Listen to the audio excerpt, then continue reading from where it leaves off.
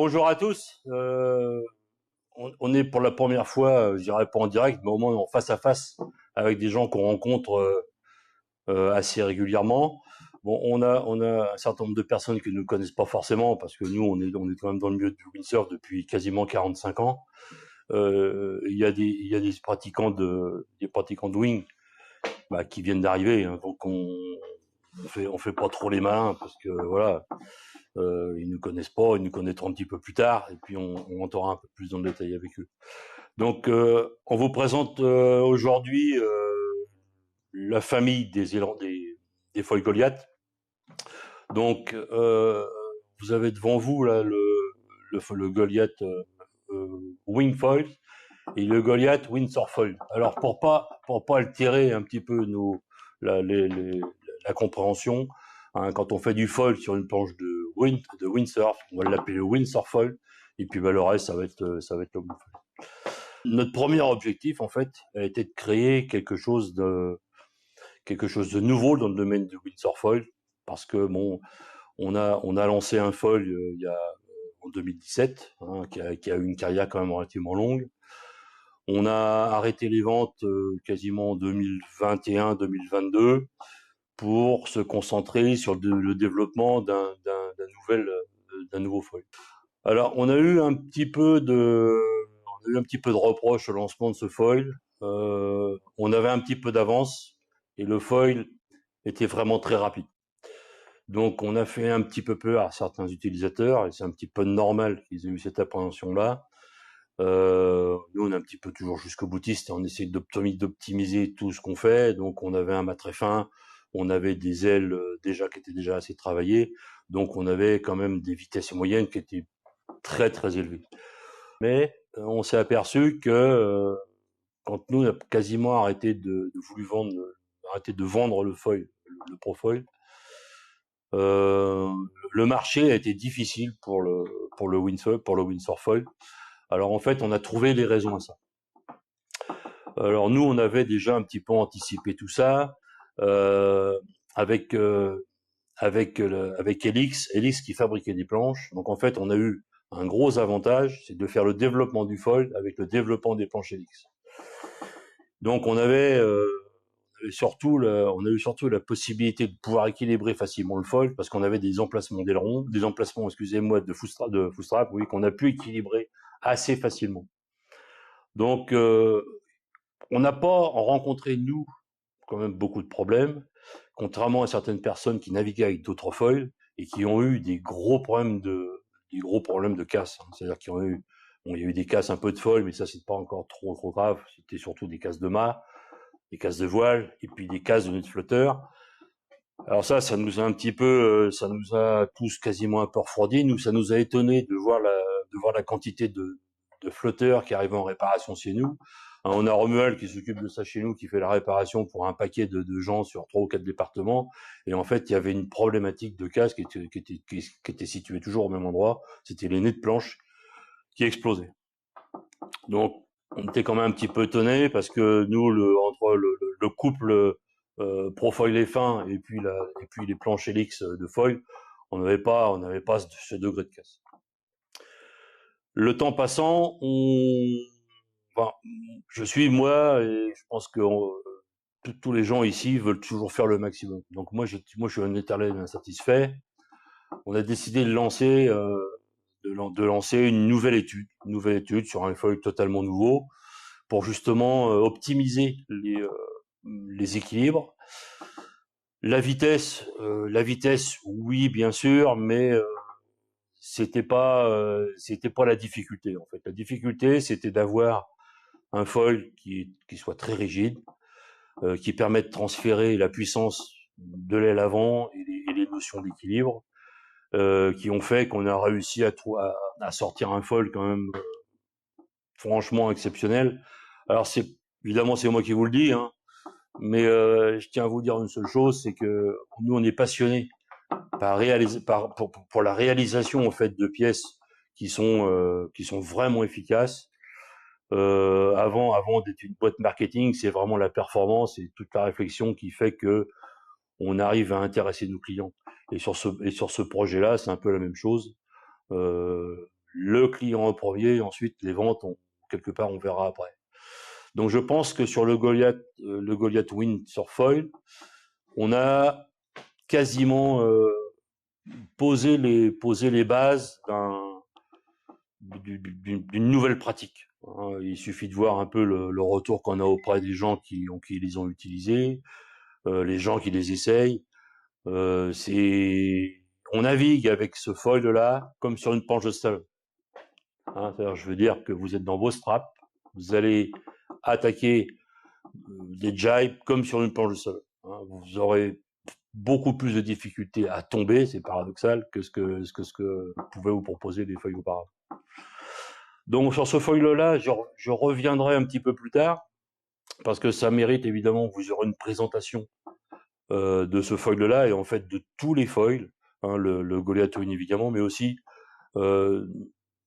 pourquoi on a choisi telle ou telle technique, pourquoi on a choisi tel ou tel dessin, pour que vous puissiez vraiment comprendre qu'il n'y a pas de hasard. Ensuite, je vais vous parler un petit rapidement du Goliath Windfall. Alors celui-ci n'était pas prévu, mais vraiment pas prévu parce qu'on avait déjà passé beaucoup de temps et il fallait qu'on réponde quand même à des attentes.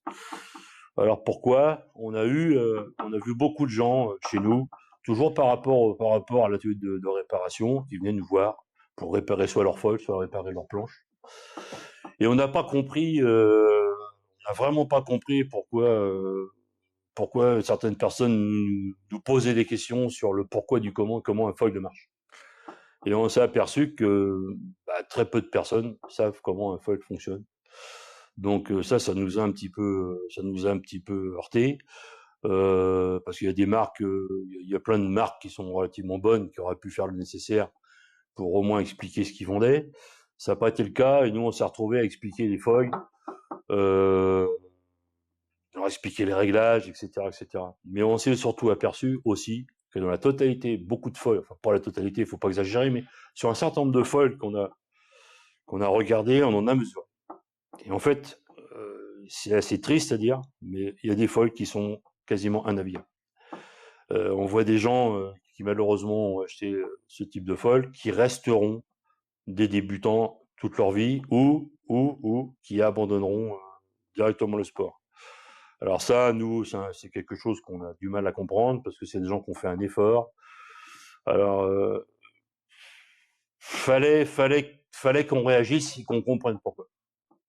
Donc, on a remis un petit peu, on s'est remis un petit peu au boulot, hein, comme si on n'en avait pas assez, pour retravailler autour du Goliath, autour de ce sport-là, et on a lancé le Goliath Windfall. Donc là-dessus, évidemment, on a beaucoup d'expérience dans le foil. Vous ne connaissez pas, enfin, dans le domaine de windsurf, les gens nous connaissent. Nous, on a des fichiers clients et des gens qu'on connaît dans le monde entier. C'est très facile d'échanger avec eux. Les gens qui arrivent dans le wing ne connaissent pas forcément.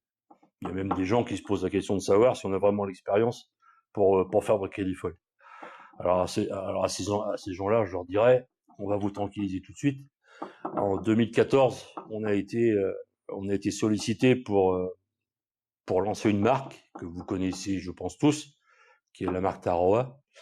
On a été démarché par deux jeunes gens, hein, qui avaient un projet, qui avaient lancé un foil, mais le foil était rendu déjà à ses limites au bout de 6 mois. Donc on a investi beaucoup, hein, pour eux, pour essayer d'avancer, et on a sorti le Sword 2. Alors le Sword 2, pour les gens qui sont un peu du milieu, ils savent ce que ça représente. Ça a été très certainement le foil qui a permis de certaines marques ensuite d'évoluer. On a eu, nous, en ce qui nous concerne, beaucoup de satisfaction à le réaliser, même si on a passé beaucoup de temps. Hein, pour vous donner un ordre d'idée, sur ces foils-là, il y a eu à peu près, entre les stabs et les ailes, plus de 400 protos ont été réalisés. Alors on a été satisfaits, hein, enfin les personnes de l'époque ont été satisfaits des rendements qu'on avait réussi à obtenir.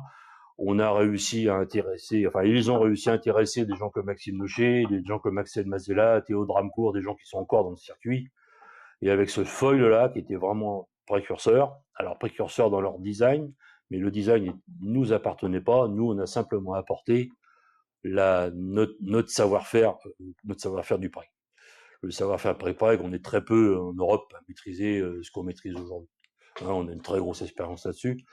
Donc, vous pouvez nous faire confiance. On n'est pas tombé les dernières pluies sur la mise en œuvre du preg, sur la mise en œuvre des matériaux composites haut de gamme. Et donc voilà, je vais clôturer la parenthèse. Je veux pas oublier quelqu'un qui a été très important pour nous dans le développement des foils. Je dirais dans nos échanges, c'est quelqu'un qui s'appelle Gilbert Saint-Blanca, qui a été un très bon hydrodynamicien. Hein, nous, je sais que moi étant branché sur les ailerons depuis une quarantaine d'années, lui étant complètement en dehors du sujet, on a réussi vraiment à sortir des choses et des choses qui sortent totalement de l'ordinaire. Hein, la preuve en est, c'est qu'à la suite des accords que nous avions eus avec Taroa, on a lancé donc le Profoil F1. Et là, ce Profoil F1 a fait un petit peu son boulot, si on peut dire. Donc concernant le Goliath, le Goliath Wing, je vous ferai, on va faire de toute façon une présentation de chaque sport, de chaque foil pour chaque sport. Donc ça comprendra évidemment le pourquoi du comment, pourquoi on a pris ce type de profil, pourquoi on a choisi d'utiliser du carbone au module, pourquoi on a différents fusages, etc., etc. Donc ça va être une deuxième partie, ça va être peut-être une ou deux vidéos, parce qu'il faut passer un petit peu de temps pour vous expliquer tout ça. Et puis à la suite de ça, on va vous expliquer en fait quelles sont les forces en présence qui s'exercent à la fois sur les ailes, la manière d'équilibrer les foils et surtout la manière où vous devez mettre vos pieds pour être parfaitement équilibré lorsque vous naviguez. Alors que vous naviguez vite ou pas vite, vous apercevrez, si jamais un jour vous avez la chance de monter sur un de nos produits, que vite ou pas vite, de toute façon, la position ne changera pas. Et vous aurez des vitesses que vous n'aurez jamais atteint dans le confort absolu. Ensuite, on parlera de tout ça un petit peu plus tard. Après, on vous parlera aussi de l'évolution des ailes de wing, parce qu'on est quand même assez branché là-dessus. On a des testeurs de très très très haut niveau. Ça nous permet quoi? Ça nous permet surtout de pouvoir on vous donnera avec ça toutes les possibilités que vous avez de réglage pour que vous ayez un foil parfaitement équilibré. Si on vous dit parfaitement équilibré, c'est parfaitement équilibré. C'est-à-dire que si vous avez le bon flotteur, et ça on en parlera aussi, si vous suivez exactement ce qu'on vous conseille en termes de surface d'aile, en termes de réglage stable, vous ne pouvez pas louper votre sortie. Alors, tout de même une chose, on ne s'adresse pas aux débutants. Il faut qu'on soit clair, net. Pourquoi on ne s'adresse pas aux débutants?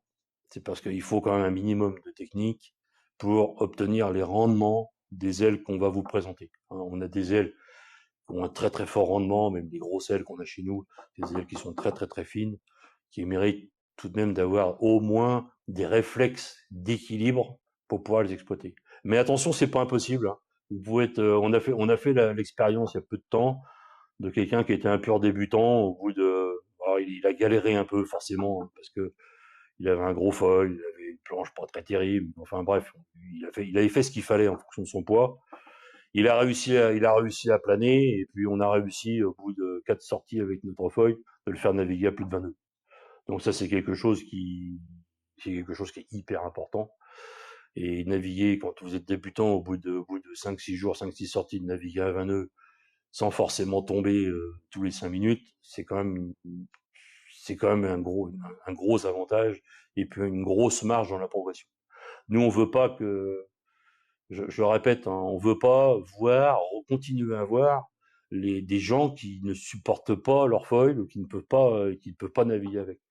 Là, j'appelle les marques de faire des efforts aussi, parce que c'est pas tout à fait normal que les gens vous achètent des produits comme ça qui sont incapables de les exploiter. Voilà, donc là j'en ai fini pour la présentation globale des foils. On se revoit dans une prochaine vidéo où je vous détaille le Goliath Elite. Hein, le Goliath Elite, ça sera le Windsor Foil. Et ensuite, donc, on passera sur le Goliath Wing. Et encore ensuite, parce qu'on y tient très fortement, on va vous expliquer, hein, avec pas forcément des schémas, mais au moins avec des flotteurs. On aura des flotteurs de windsurf, on aura des flotteurs de wing, et on vous expliquera à partir d'angles de poussée, de composantes particulières où il faut que vous soyez passé sur votre planche. Et je pense que vous allez découvrir que, en fait, vous avez besoin de savoir ça. Hein, on a été surpris, nous, d'apprendre à des gens assez expérimentés du pourquoi et du comment marche un fold. Voilà, donc vous allez découvrir ça un petit peu plus tard. Allez, je vous dis à bientôt.